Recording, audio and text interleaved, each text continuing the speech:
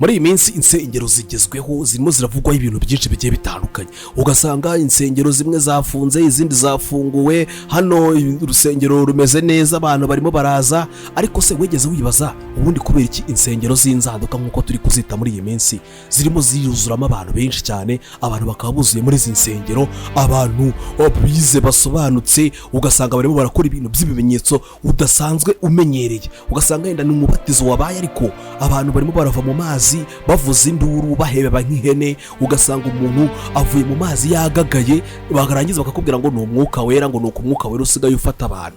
Cyangwa se wegeze wibaza ubundi mpamvu bavuga bati ku rusengero rwo kwa runaka iyo ugiye gusengerayo uvayo igitangaza cyawe kibonetse, ibitangaza by'abantu ngo birimo biraboneka ngo buri wese ngo naze ngo yakire ngo hari igitangaza cyaje, cyangwa se ukumva ngo hari umupasiteri ngo waje ngo ufite ngo utuntu ngo tw'udutambaro ngo n'amazi ngo agukoza agatambaro cyangwa akaguha amazi, ngo ayo mazi wayanywa indwara zose urwaye zigahita zikira.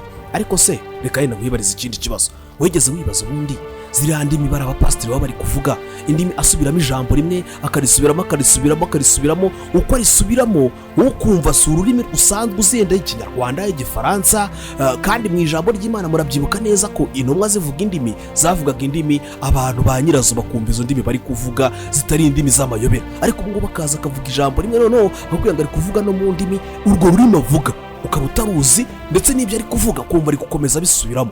Wegeze wibaza ibyo bintu utekereza ubundi kuri rya ruhimbi habaye hahagaze ubundi umukozi utari uw'Imana, hakaba hahagaze ubwo umukozi wa Seki uburyo utaruzi. Ese ubundi ibyo bitangaza bakira buri kanya, bitangaza bikorwa buri mwanya buri saa buri segonda, ukuvuza umupasiteri agahita gukora igitangaza, umupasiteri ubundi abapasiteri akaza akakubwira ngo ibintu byawe byose ubuzima bwawe bwose, akaza akabukubwira akabugusomera akakubwira buri kimwe cyose cy'ubuzima bwawe. Ibyo bintu wegeze utekereza ko se buriya bishobora kuba biva kwa Satani bitebye biva ku Mana? Ndagira ngo ubundi tuganire kuri ubu buhamya. Ni ubuhamya uyu munsi tugiye kuganiraho bwatanzwe n'umugabo wo muri Kenya, ubuhamya buteye ubwoba pe. Nkimara kubyumva ubundi nahise mvuga nti ibyo ari byo byose reka nze mbisangiza abantu badukurikira kuri Take One, mwese mwakoze subscribe tunabahaye ikaze. Gusa muri ubu buhamya uyu mupasiteri avuga uburyo ki yabanje ubundi kuba umukozi wa Satani, avuga uburyo ki ari we muntu wa mbere muri Afurika wazanye idini ya Satani, abanyanigeriya batarayizana, abandi bantu bose batarazana idini ya Satani muri Afurika. Uyu mugabo niwe mu wa mbere wazanye idini ya Satani muri Afurika. Noneho uyu mugabo yavuze ibintu byinshi cyane, uburyo ki abapasiteri benshi harimo n'abuzi yenda nshobora kuza kuvuga ngaha nasobanura, yenda ntabwo ndibuze gusubira mu mazina yabo nk'uko yasubiyemo, ariko amazina yabo harimo abuzi ari buze kuvuga kandi avuga ati runaka warabizi namuhaye izi mbaraga arabizi. Ibyo byose rero turaza kuza kubyumva muri ubu buhamya. Ubu buhamya avuga uburyo ki bagiye batanga ibitambo, bagiye bajyana abantu ku migezi ndetse no mu bituro, bagiye gushaka y'imbaraga, uburyo ki yagiye ahamagara abantu b'abapasiteri runaka bakomeye cyane akaza kubigisha izi ndimi bavuga, ziriya ndimi bavuga basubiramo ibintu byinshi cyane, babisubiramo ahubwo bakaba bari guhamagara imyuka mibi aho kugira ngo mbega ziba ari indimi zivuye ku Mana. Uyu mugabo rero yaje kuza kwakira agakiza, nyuma yo kwakira agakiza nibwo yaje gutanga ubu buhamya. Ndagira ngo nawe wumve wicare dukomezanye buno buhamya. Kora subscribe, share, like na comment kuri Take One ubundi we dukomeze twibanire. You know, actually what happened mugabo atagira avuga ati mu by'ukuri icyabaye nje nihaye Yesu guhera muri Bibiliya nari umukristo. Everything was going on well with me. Buri kimwe cyose cyagendaga neza, I didn't have any problems. Nta kibazo nagiraga. From there I had to backslide. Gusa nyuma yo kwakira Yesu byaje kurangira nsubira inyuma. So when I maze gusubira inyuma nibwo rero I went to nagiye mu bintu byinshi cyane, kuko urumva narize maze kwiga nize kuba umwarimu, hanyuma maze kuba umwarimu I went to the eastern part of Zambia. Navuye mu gihugu cyanjye cy'amavuko cya Kenya njya gukorera muri Zambia. That's where I was working as a teacher. Niho nakoraga nk'umwarimu. I was working that side. Aho rero nakoraga nk'umwarimu. There was a point when I had to resign. Byaje kurangira akazi k'ubwarimu ngasezeye, maze kugasezera ndavuga nti kagende njye kwikorera, ntangira kwikorera. Went into business. Maze gutangira kwikorera niho inkuru yanjye y'ubuzima yatangiriye. When I went into business, njya mu biro bya business, I came to discover hano naje kumenya ko buriya muri business hari ibintu bikorwa hari n'ibintu bidakorwa. Either the kingdom of God ko bisaba kugira ngo business igende neza, bisaba kugira ngo ufite imbaraga ziguherekeje ziba ari iz'Imana cyangwa ziba ari za Satani. So business was failing. business rero yanjye birangira ipfuye irananirana pe biranga buri kimwe cyose ndagerageza ibintu byose biranga mbona ndimo ndahomba bikomeye Whereby everything just collapsed. kuko buri kimwe cyose cyarahagaze none bigera naho none mbone n'amafaranga yabuze business introduced into diabolical things. hanyuma rero naje guhura n'abandi bashoramari twakoraga akazi kamwe nibo banyinjize batangiye kunyereka inzira za Satani diabolical things batangiye kuzimwigisha imbaraga za sekibi barambwira ati looking for help from other people. mu buryo bumwe cyangwa ubundi rero nta kundi kuntu wabona ubufasha gerageza ushaka imbaraga. You made a mistake. barambwira bati ntago wabasha gukora business nk'iyi ngiyi mu gihe cyose udafite imbaraga za sekibi. I started looking for help now. natangiye gushaka rero ubufasha. As I started looking for help, this is how I opened my spiritual life to the enemy. nibwo natangiye noneho mbega gufungura umutima wanjye ngufungurira Satani. How I gave him chance. nibwo nahise muha umwanya wo kwinjiriramo. I met this Nigerian man. naho yari umugabo muri Nigeria. I met this Nigerian man. uyu munyanigeria. I explained my situation. You know, I was desperate. namusobanuriye buri kimwe cyose pe kuko nari impangayitswe na business yanjye ngufu. nasobanurira buri kimwe cyose kuri business. A money ritual. atangira no kunyereka ibintu by'imigenzo n'imihango. Which I was okay with it. ndavuga ntibyo ntacyo bintwaye kuko rwo nari nkeneye amafaranga rwose pe ibyo ntacyo byari bintwaye. There are a number of things that told me. hari ibintu yari yambwiye gukora. yarajya ambwira ibintu bimwe I bought 7 bags. ndayambwiye ngo ngende ngura udusashe turindwi. Bags, they are called Ghana. utuntu tw'udusashe. I bought 7 of those. maze kugura udusashe turindwi. Then I bought a small pot. ngura n'akantu k'agakono gatoya. ngura na miruwari. Then I bought eggs 7. ngura n'amagi 7 angana n'amasashe yari yaje. Each bag I was supposed to put 100 kwacha note. yari yambwiye ngo ngende mfate inote y'ikwacha kuko niyo mafaranga manini muri Zambia. ati buri gasashe kose ugenda ushyiramo inote y'ikwacha ijana muri gasashe. Zambia. Yeah, yes. Okay. So now hanyuma here when I had to set up an altar, this was in my bedroom. yari yambwiye ngo ngende mfate igicaniro mbega ngire aritari y'abazimu nyishyire. Was instructed no one was supposed to enter. ahantu nagombaga kwishyira nta muntu wagombaga kuyinjira kuko agomba kuba ari mu cyumba cyanjye. The first time I encountered the spiritual world. nibwo bwa mbere nari ninjiye muri iyo si y'imyuka mibi. This ritual was supposed to last for 7 days. iyo myuka mibi yagombaga kumbega twagombaga kumara umungu mugenzi yari yambwiye twagomba kumaramo iminsi 7 days. I was supposed to see money on the last 7 days. nyuma y'iminsi 7 yari yambwiye ati nyuma y'iminsi 7 uratangira kubona amafaranga. There was even a ring which I was instructed to buy, then a red cloth which was almost 2 meters. kuko yarambwiye ati noneho rero nta n'ikindi kintu uri bukore ikindi nacyo ubwongereho muri ibyo ngibyo nari nagutumye. ambwiye ati uragura noneho n'impeta ujye uyambara hanyuma uragenda ugure n'umwenda w'umutuku. When I bought all these things, ibyo byose nyimara kubigura we started the ritual. twatangiye uwo mugenzi yari yambwiye. The ritual involved because he is the one who yagombaga kumfasha kuko ari we wari ugiye kumuzana iyo myuka mibi. He is the one who was reciting these incantations. niwe muntu wavugaga iyo mitongero yose mbega iyo mihamuro akayivuga bwa mbere twatangiye. kuwa kabiri turakomeza. kuwa gatatu turakomeza. nta kintu na kimwe nari bwakumve pe. But the 4th day, I started noticing a change. natangiye kubona ibimpinduka. I started seeing presence and kubona ibindi bintu bidahari. Spirits in the room. nkajya numva muri cya cyumba yambwiye gushyiramo iyo ritari y'abazimu nkumva amagambo nkumva abantu bari kuganira banaseka mu cyumba cyanjye. At this point I encountered the spiritual realm. natangiye guhura noneho sasa rero na ya myuka mibi neza byanyabyo. muri iyo siya Satani maze kwinjiramo. Able to hear these voices. niyo mpamvu noneho nari nagiye kumva nanjye ayo majwi y'abadayimoni baganira. In the room I would feel the presence. kuko mu cyumba cyanjye nakomezaga kumva iyo myuka mibi iri kuvuga. So when we went to the 6th day, tugeze ku munsi noneho wa gatandatu, we're now remaining with 1 day. hasigaye umunsi umwe ngo mbangize umugenzo mbona amafaranga. What we agreed was after I get the money, we are supposed to fly to Nigeria. ayo mafaranga tukajya muri Nigeria ubundi tugakora rero n'umugenzo wawe. Because this we were doing it in Zambia with him. kuko twatangiriye imigenzo muri Zambia hamwe nakoreraga business yanjye. So that now he presents me to the. yarambwiye ati rero nyuma yangaho nubwo twagomba kujya muri Nigeria ubundi akanyereka noneho abakurambere bakuru. So on the 6th day, umunsi wa gatandatu rero only few hours habura amasaha make before the midnight, because amasaha make midnight, mbere ya this saa is sita spiritual z'ijoro hour. This kuko mbere ya when saa now sita iyo saa sita niyo saha mbega cyane cyane imyuka mibi nk'iyo ngiyo ikorera. God came in. Imana yo isiza. So when God came in, Imana he ibijyamo just completely turned me off.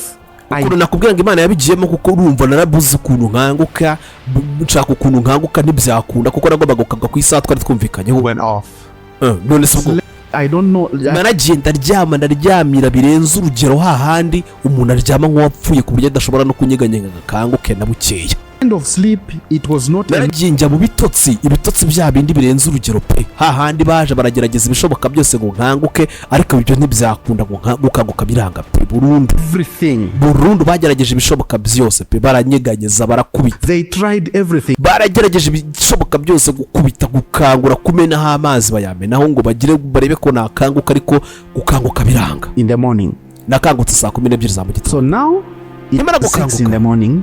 Muri zo saa 12 when it was 6 in the morning, hari saa 12 za mu gitondo, urumva ibyo ari byose. why did you do that? Barambwe bajije ati kubera ikibira bintu wabikoze kuki wigize ibintu nka biri There was a kwisiza. problem between me and him. Ntangira kugirana ikibazo rero na wa mugabo ugiye kunyereka abazima.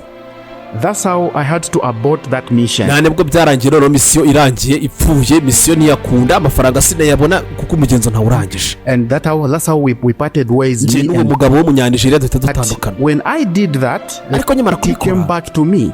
When reality narongeye back ndatekereza to me, neza. I Ndavuga had nti bills to pay. I had workers to pay ko because mfite abantu ngomba kwishyura, ko mfite kampani iri gutsindwa, ko mfite kampani iri guhomba. on me. Ubwo ndabikora ndabigenza nte? Then I said, what Naravuze have I ariko done? ubundi ibi bintu nkose ko noneho I nibeshye was now ko forced nihemukiye.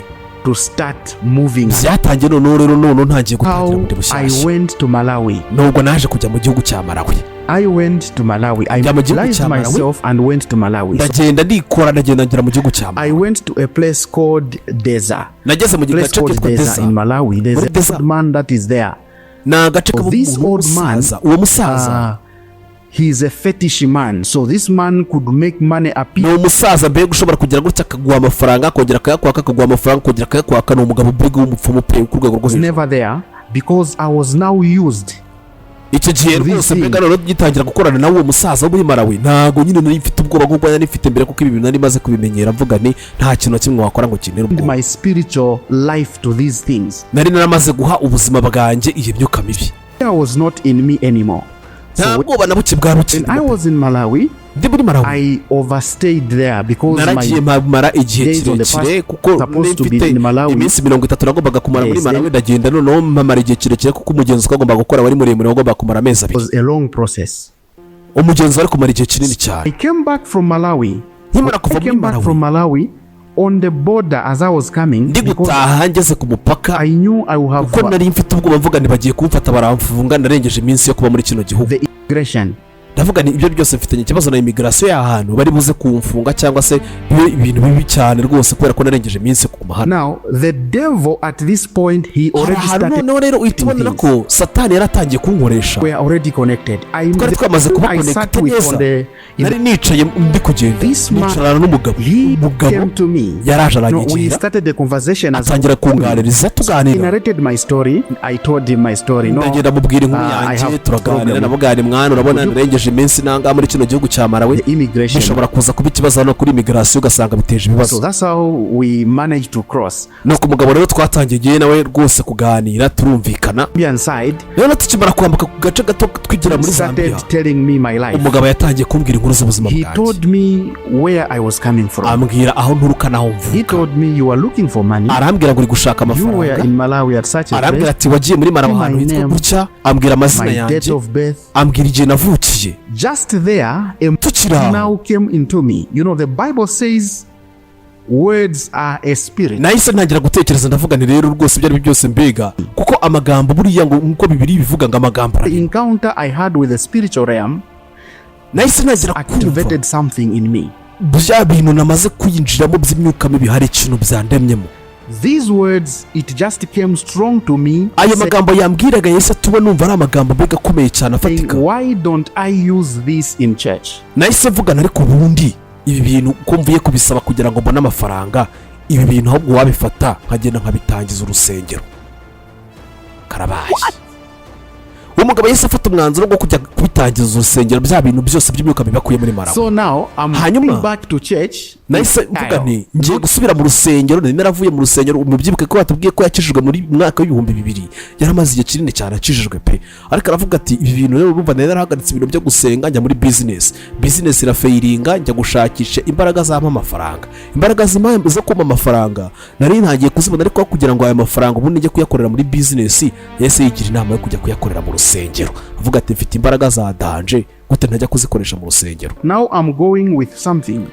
Navuga ni none mu rusengero mbere najyagayo nta kintu kimwe mfite, ubu ngubu ngiye kwinjiramo none mfite ibintu by'atari. I want to go with this art of prophecy. Ati ngiye kuzinjiranamo ubu bugeni bw'ubuhanuzi, yashaka kwinjiranamo art ya prophecy, demonic prophecy. nkajya mbahanurira ariko biturutse ku badayimoni, demonic prophecy.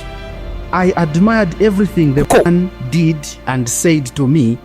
Yaragiye ngo yemera buri kimwe cyose ngo uwo mugabo yamubwiraga. Speak. We could hear these guys now prophesying like this, telling you your name. Urumva hari ukuntu ujya wumva abapasiteri bahanura, akubwira amazina yawe, akubwira buri kimwe cyose ukora, akubwira akantu ku kandi. When we were now in Zambia, nibwo nanjye naje kumenya, there was confusion between me and the man. Tukiri muri Zambia nanjye natangiye none sasa kugira mbega natangiye kugira urujijo hagati yanjye n'uwo mugabo turi kuganira. So I didn't get prophecy from him. None se uyu mugabo ntago ari ubuhanuzi amaye. When we went ways, I went on the internet. Gusa ndajya kuri internet. Fata umwanya njya kuri internet, njya kumushakashatsi entirely alone. Ndi njyenyine. Wa mugabo wo muri Nigeria twatandukanye, wa mugabo wo muri Malawi twatandukanye, wa mugabo twahuye mu muhanda rero twatandukanye. Ntangira none gushakisha none dark site. I started now searching. Nibwo natangiye gushakisha noneho amakuru mashyashya rero kuri ibi bintu ninjiyemo bishyashya. I came across a number of things. Nibwo naje kumenya ibintu. Till I came across a man from Colombia. Naje kumenya ibintu bijyanye n'umugabo wo muri Colombia. Uwo mugabo wo muri Colombia, this man is the founder of the Church of Satan in Colombia. Akaba ari we mugabo ngo wari waratangije idini ya Satani muri Colombia. So he is a good guy. Yanyerekaga akanyereka ko ari umuntu mwiza. So Luciferianism is more involved of pacts. Rero urumva hari ukuntu biga muri iyo dini ya Satani ibamo ibintu by'ibitambo. I don't know if you've heard of pacts, selling of pacts. Ndetse hakabamo n'ibintu byo kugurisha bino bice by'imibiri kuno bagurisha ibice by'umubiri, bacagagura ibice by'imibiri y'abantu bakabigurisha. Ujya wumva nyine hari abavuga bati yenda bagurisha imsiko runaka cyangwa se ibice by'umubiri nyine w'abantu bakayigurisha. Cyane cyane rero no muri iyo dini ya Satani aho ibyo bintu byo gukoresha ibice by'imibiri y'abantu. If you need a pact, yes, if you need a pact maybe with a demon, you need a pact with a pact. Hari ukuntu nyine babikoresha rwose muri iyo migenzo ya Satani. You need a pact with the devil or maybe you need with demons. Hari ukuntu bavuga bati rero ugomba gukenera gukorana ni daimon runaka, Satani runaka. For you to attain anything there should be a ritual for that. Kuko kugira ngo ugere kuri buri kimwe cyose biba bigusaba hari umugenzo runaka ugomba gukora. What this man now was introducing me. Nibyo rero uwo mugabo wo muri Colombia twahuriye kuri internet yaratangiye kunyigisha. Started doing these rituals. I was even writing, I was very committed. Yatangiye kunyigisha ibintu rero ntangira kujya nanabyandika kuko nari mfite umuhati nshaka kujya mu rusengero no mfite imbaraga zidasanzwe. I needed this spiritual thing to be. So I had notebooks, nkeneye umwuka naragiye ngura amakayi, ngura ibintu byinshi cyane, akanyohereje none n'ibindi bintu bya audio, anyohereza ibintu by'ibitongero runaka. As we were progressing, uko twari kugenda rero tukomeza gukorana n'uwo mugabo, a WhatsApp group. Umugabo yaje no gutangira rero yari afite na WhatsApp group niba abandi bantu benshi. In that WhatsApp group, there were other members. Harimo abandi bamambure benshi cyane, abantu benshi cyane. Urumva ngo WhatsApp group ntabwo bigizwe n'umuntu umwe, baba ari abantu benshi. Other members from different countries. Hari abantu bavuye mu bindi. But I was the only African. Igitangaje ari umunyafrika njyenyine urimo. I was the only African in that group. Ninjye umunyafrika njyenyine wari muri iyo group. So now, hanyuma when we were in that group, they gave a man called Martin. Hajemo umugabo witwa Martin. So Martin, when he saw what was in me, akimara kubona ibintu bindimo, later now introduced me to another. Nibwo yaje kuza kunyereka undi mugabo nanone mbega wo muri Costa Rica called Diego. Witwa Diego. Diego is now, he called himself the incarnate of the devil. Wavugaga ko ari sekibi yagarutse ku isi. Guy is a master of the art. We yavugaga ko ari Satani wagarutse mu ishusho nyine yiwe, uwo mugabo Satani yamugarutsemo ku isi. uwo mugabo akaba ari umuhanga cyane muri ibi bintu ngo by'iyo dini yabo ya Satani. Now Diego started taking me into deeper yatangiye kunyigisha noneho imigenzo yayindi ikomeye cyane irenze urugero rw'abandi bantu bose twari turi kumwe muri iyo WhatsApp group. Bundi nyine mbere na mbere ndimo ndagira ngo ubanze umenye imigenzo wundi birimo aho ngaho ni iyihe. They introduce candles, different types of candles. Baraza bakabanza bakazana amabuji atandukanye. And their color codes. Kandi bakagira n'amabara yabugenewe y'aya makureri y'aya mabuji. Introduce now the 4 elements of the earth. Zana nanone mbega ibice bine mu bigize isi. The light, the bazana urumuri, umwuka, the fire, umuriro, the water, n'amazi. Those ones and their color representation. Ndetse bakazana n'amabara abihagarariye. So rituals were sent to. Iyo migenzo rero nanjye bajyaga bayinyoherereza bakayinyohereza online. All this foundation of all these things. Ibyo byose mbega n'umusigi yabo. The black mass, the satanic mass. Byose mbega bakabikora babanje gukora ngo amatorero cyangwa se za misa zo bari kuramya Satani. Move further. So these people that you came in contact with, from the Colombian guy to Diego, the Costa Rican guy. Mubaza bati se buriya abo bantu mwaje guhura, uwo muri Costa Rica witwa Diego, uwo muri Colombia, were they demanding? Abo bose bagusabaga amafaranga. Wa mugari nanjye nabyibazaga. Ubu abo bagabo bahuraga nawe kuri internet kuko tuzi ko n'abaskama bateye. Uyu mugabo ntabwo ari amafaranga bamusabaga yenda kugira ngo abamuhereze nyine iyo migenzo yenda n'icyo ugasanga yenda byari n'ibintu bya fake akaba ari kudutuburira. Have you in the group? Kuko urumva bibaye bigurishwa byaba ari ikibazo. The funny thing, you know how the devil had ikintu gisekeje kuri ibyo bintu byose by'idini ya Satani. Nta kintu na kimwe begeze banyishyuza. Kibaza rero sasa wowe kugira ngo pasiteri runaka ngaguhanurire bisaba ngo muhe na vemire. Yabitangaje. Reka twikomereze twumve inkuru y'uyu mugabo. The fact that they had what groups? Ikintu gitangaje bafite za WhatsApp. He called himself, he's the big shot in the. Bafite big bintu bikomeye n'ibyo barangiza bagafata umwanya ukomeye cyane wo kukwigisha, kuguhugura, kugira ute ntihagire n'igiceri cy'icumi bakwaka. I never paid anything. Nta kintu na kimwe nabishyuye. Byose byari ubuntu. Continue. All that was sent for free. So these incantations, I was supposed to be hearing them. So most of them move with earphones. Phones, just listening to incantations. Listening to them part by part. So now the spiritual realm was opened at this time. It was open. Realm, this is an open spiritual space. When we talk about the spiritual realm, it's permission. Where do you get this permission?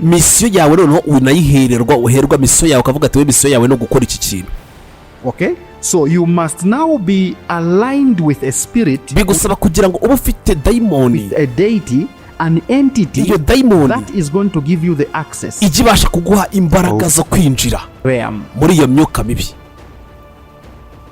This access. So when you ubukeneye kugira ngo ubone ukuntu accessing, ubone ukuntu ugera kuri izo mbaraga. Izo mbaraga rero ngo hari daimon ubufite runaka yabugenewe ugomba kunyuraho.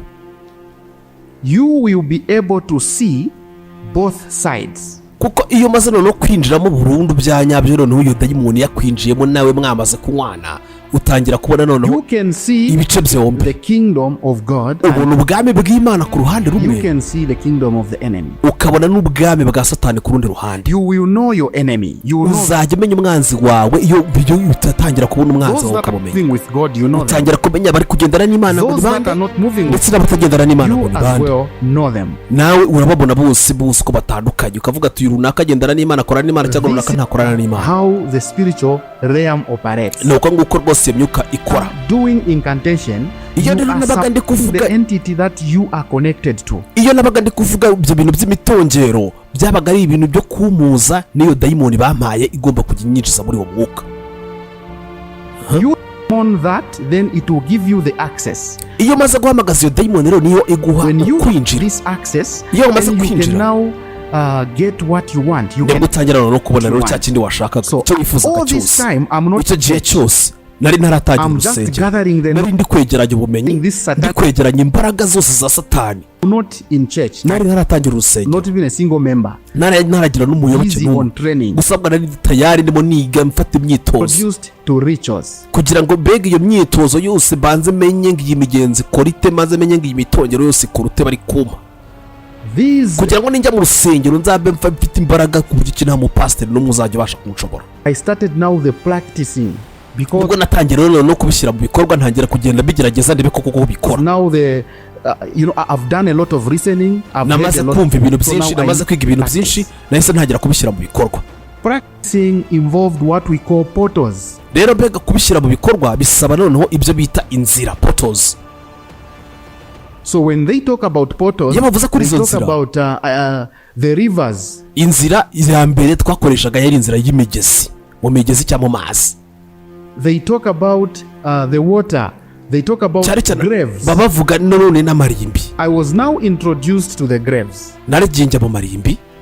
I have spent a lot of time in the graves doing these rituals. Naragiye mara n'igihe kinini cyane ndimo nkora iyi migenzo. When we talk about a portal, tuvugiza kuri ibyo bintu by'iyi miryango, iyi miryango to another dimension, ni imiryango ko twinjiza ahandi hantu mu yindi si.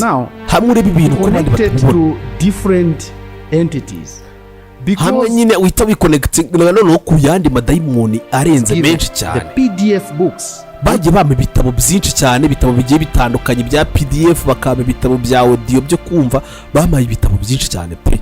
There's one particular book which gusa hari igitabo kimwe bampaye, the book of evil spirits, where now you learn this cyanditsemo imyuka mibi, amazina y'imyuka mibi, amazina y'abadayimoni bose. There are some that can live on earth.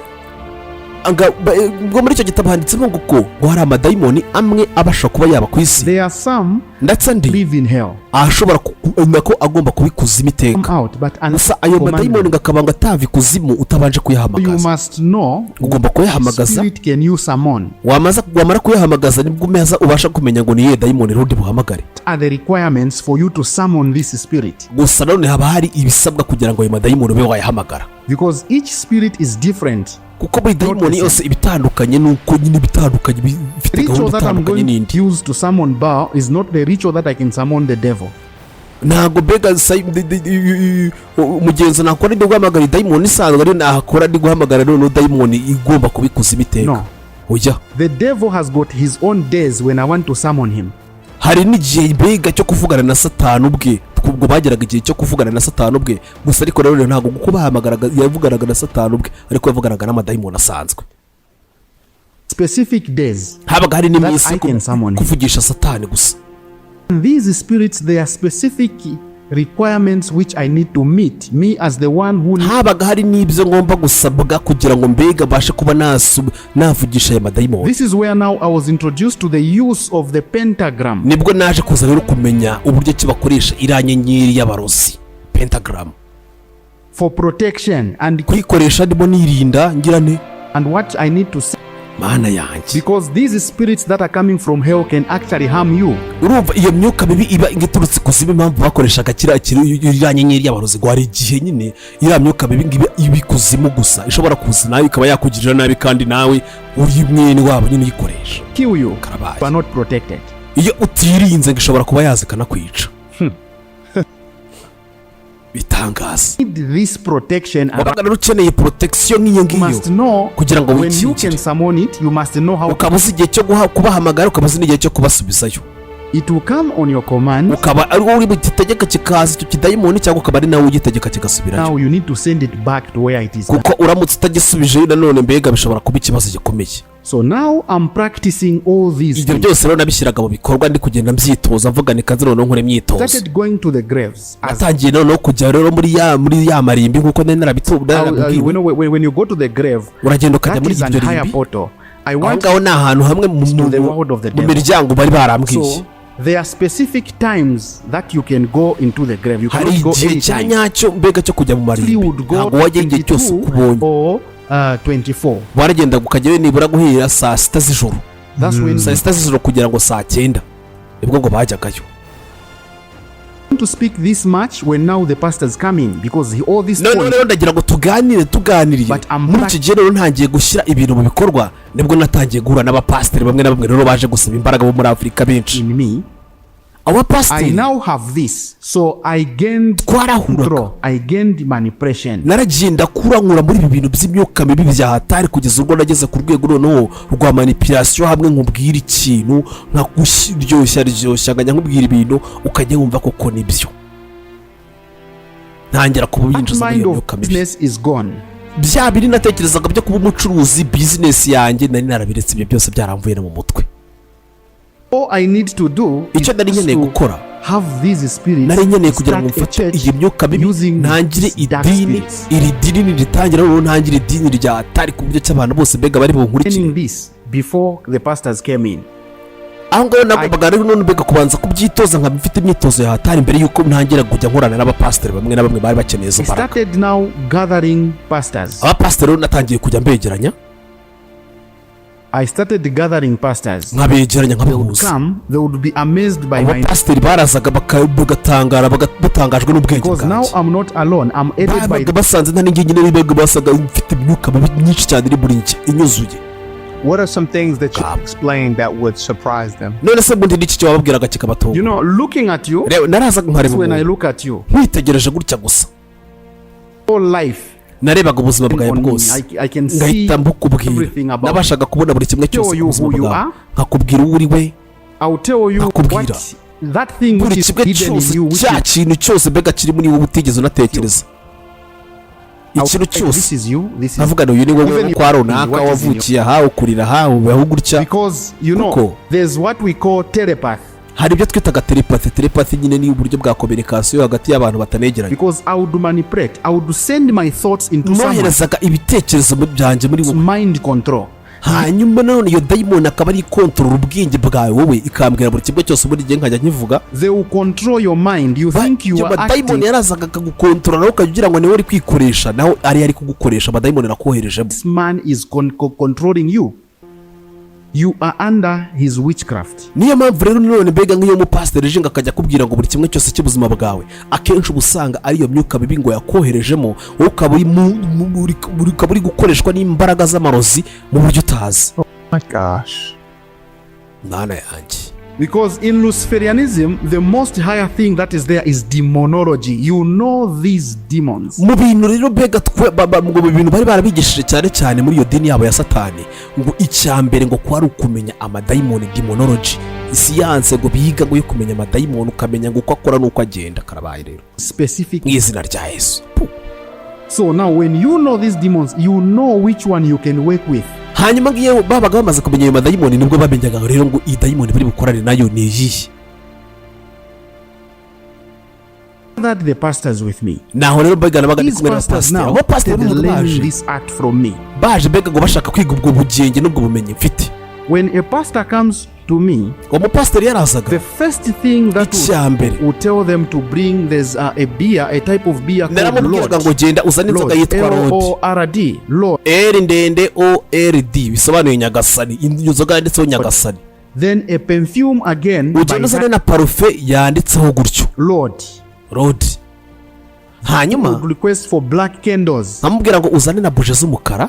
Black candles, then you should have a black wood. Akaza mbega yambaye n'urwenda rw'umukara. Ligaria that you need to have. Ko niyo myambaro baba niyo myambaro rero nabwiye ko umuntu wese ushaka kujya asengera muri iyo dini yabo bari bazanye ya Satani bagombaga kuba bambaye muri ubwo buryo nyine yavuze. Amabuje y'umukara bitwaje iyo cyo cyenda cy'umukara bakifubitse, ndetse ikindi ngo bakazana ngo ni iyo nzoga ndetse n'iyo parufe. Pastor to the grave. Abapasiteri nabajyanaga mu marimbi. The pastor lie. Amubwira ni ryama hejuru y'iyi mvayo y'umuntu. Then what am I doing there? I'm summoning the spirit of the dead. Kuzana iyo amadayimoni y'abapfuye ngamuzukiremo. Azukire muri umupasiteri. Now initiating the pastor. Uwo mupasiteri nabaga ndi kumwinjiza muri iyo myuka mibi. Mana yanjye. I'm now initiating this pastor. Uwo mupasiteri nkamwinjiza muri iyo myuka. This is necromancy now. So aho ngaho ni handi bega afata imyuka y'abapfuye ikamuzukiramo. Contact with the deity that I want. hanyuma nkazamuhuza noneho na ya dayimoni ngiye nshaka kugira ngo ahure nayo. Kuko iyo niyo dayimoni yabashaga kuzamura iyo myuka y'abapfuye ikazukira muri uwo pasiteri waje kuyisaba. What would happen is this. Icyamubagaho rero, she is female, niyo yabaga ari umudamu, twamujyanaga nanone mbega aho nyine kumva y'umuntu w'umudamu, yaba ari umugabo tukamujyana nawe kuri umuntu w'umugabo. Gutyo niko byakorwaga. Then hanyuma when they bury someone, there's those name tags. Urumva hari ukuntu mbega iyo umuntu yashyinguye haba hariho amazina ye, bavuga ati izina runaka ni umuntu runaka. Hanyuma muri ayo mazina niyo mpamvu uzagira gutyo kumva abapasiteri runaka barimo bariho amatitire n'amazina atandukanye n'ayo babise. Nuko biba byarageze twarabafataga tukaza noneho tukamuha izina rishyashya aho ngaho kuko twabaga tubifashe nko kumubatiza bushyashya, tukamubatiza izina rishyashya bijyanye n'izina ry'abadayimoni cyangwa n'imyuka y'abapfuye yamuzukiyemo, bigatangira none iryo zina.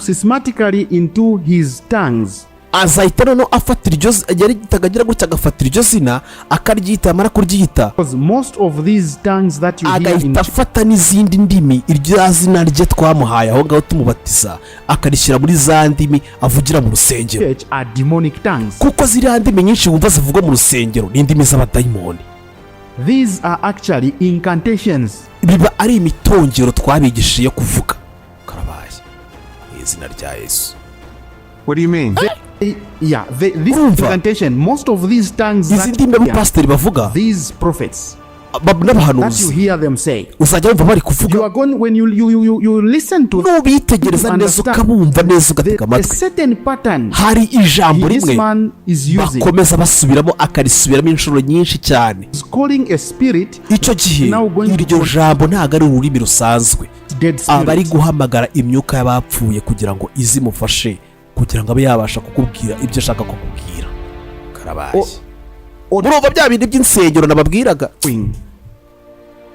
he will start throwing, and now the throw atangira no mbega kuvuga iyo byose riraguhira guhanurira byose bari uri kubibwirwa n'imyuka mibi, to do all these things that he needs to do, kuko iyo myuka mibi nizi kamufasha ibyo byose ashaka akora. That is the first part of initiation in the grave. Hanyuma rero aho ngaho mbega muri ayo marimbi ni intambwe ya mbere twabajyanagamo. Then we are going to go to the river, tukajya none ahantu ku kagezi, because we need, kuko twabaga dukeneye portals to be active, izo nzira zombi kugira ngo zibe zifunguye. So we go to the river with the pastor, ninde wajyanaga na pasiteri rero kuri ako kagezi. Ako kagezi twaramufataga umupasiteri tukamujyana tukamwambura ubusa umubiri wose, him into the water, tukamushyira muri ayo mazi, akajya mu mazi. Hanyuma yagera muri ayo mazi hari imitongero twagombaga guhita tuvuga. Iyo mitongero nkayivuga, then a serpent would appear. Tukiri muri ayo mazi hagahita haza inzoka in the water, inzoka muri ayo mazi. A serpent would appear, and when this serpent appears, iyo nzoka yamara kuza, it will coil our legs, ikaza ikihambira ku birenge byacu. The one who is calling upon that, jewe uri guhamagara those that are with me, ndetse n'aba bapasiteri nazanye guha imbaraga, introduce them to the serpent, nkaza mbega nkabereka ya nzoka nkababwira ati dore ngaba ndabazanye, so that they shouldn't be harmed, kugira ngo bataza kugirirwa nabi n'imyuka mibi tugiye guhura nayo haha. Cut, just make a small cutting on the finger, nkababwira noneho mwiteme akantu gatoya ku kiganza ku rutoki rwanyu ubundi mushyire muri ayo mazi. Then we use the seashells, hanyuma tugakoresha ibintu bino bikonoshwa by'ibinyamunjonjorwa. Some of the cowries need to remain in the water, kimwe muri icyo kinyamushongo cyagombaga gusigara aho ngaho, or the stones need to be taken to where pasiteri yarangiza agakura ibuye rimwe muri ayo mazi munsi y'icyo kiyoka, akayakuramo amabuye nk'abiri akayajyana ku rusengero rwiwe akayataba mu rusengero. Now he is taking these spirits, iyo myuka mibi yabaga ayicyuye, akaba ari imyuka mibi. Ayo mabuye yakuraga kuri icyo kiyoka yabaga ari amabuye azajya amufasha, arimo imyuka mibi ngizajya imufasha gukiza abantu. Now the issue of these guys with water is coming in. Niyo hantu rero ugira gutya, reka noneho nkubwire rero bya bintu ujye ubona ngo by'abapasiteri bazanye amazi, aya mazi birirwa baha abantu ngo amazi yo kunywa, ngo amazi ari ngo gagukiza. now this water, they don't need your water but they want you to buy their water. Ibaze ko mbega badakeneye kugira ngo ugende ujye iwawe mu rugo niba ari amazi unywa amazi yawe, bakubwira ngo ahubwo amazi wowe urayavana hano ku rusengero ugende uyaguze ubundi ugende ujye kuyakoresha aragukiza uri mu rugo. Aho amazi water which they've prepared themselves. Na amazi baba bariteguriye. Gaho mujya mubibona mukabona abapasiteri benshi bakubwira ngo gura amazi hano ngo aya mazi ngaragukiza. Wow. It is not ordinary water. Something that has been prayed for. Na amazi batasengeye. Na amazi ahubwo bagenda bakavoma hahandi twagiye gukura ya myuka bibi munsi ya cyakiyoka, baragenda bakayavoma akayazana noneho akajya yagurisha abantu. It is packed with demons, then they are going to. Abara amazi yuzemo imyuka bibi. Now at this time this is the first level of initiation. Ahanga na hambere no nomba amazi kubyineho kubinjiza mu gakino. Nibwo bwa mbere rero abapasiteri bangaba bamaze gutera intambwe ya mbere, hamwe ashobora no kuba yabona amazi yakiza abantu, hamwe ashobora no kuba mbega yabasha guhamagara idayimoni runaka cyangwa yagira ute cyangwa noneho imyuka bibi runaka imurimo. Noneho rero mu gice cya kabiri reka nanjye nzagaruke turi kuganira kwanza ubundi noneho bigenda bite kugira ngo zira nsengero tubona nyine z'abantu benshi cyane. Ese kubundi kubera iki muri izi nsengero uzigira gutyo ukabona ngo hari umunsi bagira gutya ngo kwikubita hasi ngo bari buze gukora deliverance yabaga abantu bose bakagwa, umuntu w'umugabo wambaye neza uri smart clean ukeye cyane, ukajya kubona ukabona ngo bari kwitura hasi, pasiteri yazuguza gutya ikiganza mwese mukagwa, yagikaraga hakurya mwese mukikubita hasi. Iyo myuka yose iturukaye. Ese ubundi biterwa n'iki ko izi nsengero shyashya izi nsengero rwose zose zinzaduka ziba zuzuye abantu benshi kandi bose nta kindi kintu bategereje ngo pasiteri uri buze kubazanira ibitangaza? Ese igikundiro abana ba pasiteri bagenda bagaininga buri gihe,